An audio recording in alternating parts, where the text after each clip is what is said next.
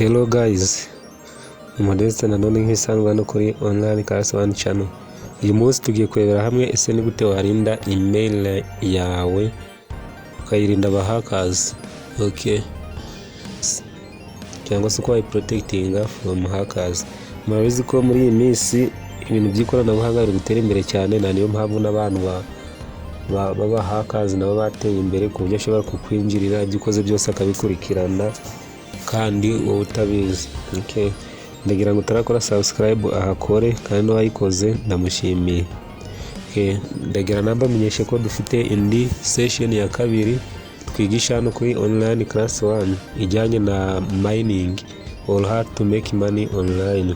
Okay, iyo abayishaka baraza bajoininge group iri muri description ya WhatsApp kubera ko amakuru menshi nihanyura.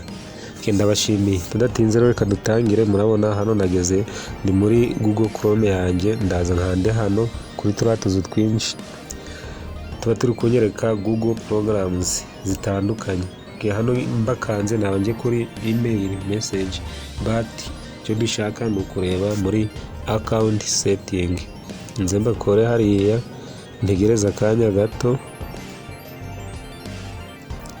Ndini nimara gutereza akanya gato, murabona hano ni muri home, personal info, data and privacy cyangwa se security. Dukanze hano handitse security, murabona you have a security tips.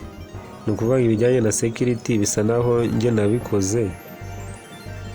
Sign in step, add phone number nayishyizeho, ari byo nshaka ko tunakora. Okay, ndaza rero hano muri search nze nshakishe two step setting yitwa two step verification. Okay, murabona ko yaje nyine nayo ijyanye na security. Okay, inze mbakore, nimara kuhakora bahite byirondinga gake, ubundi haze table imeze uko. Murabona rero iyi ni email yanjye, iri ni izina ryanjye, but hano to continue first iti kugira bamenye ko ari njyewe bansabye ko manza gushyiramo password ya email yanjye. Okay, ndaza rero nyishyiremo, then nimara gushyiramo password nkanda hari ahanditse next.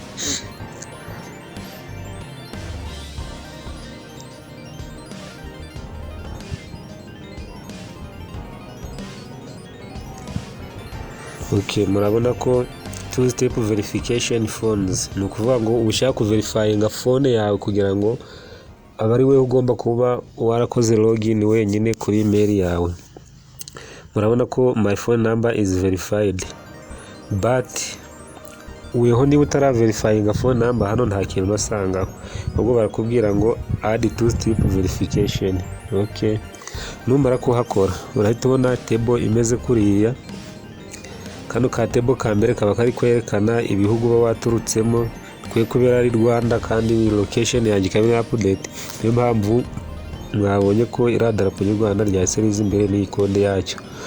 Okay, urahakanda rero hano, then ugashyiramo your number.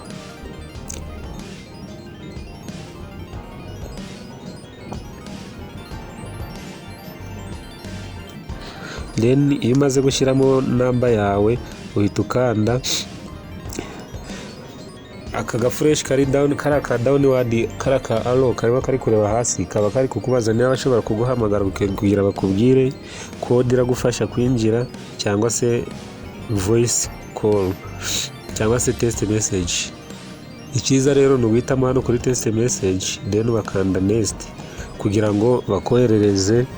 Wohereje code ibitangiwe, then yohereje code ibitangiwe na G, then hagakurikiraho iki iyo mibare baba baguhaye muri message.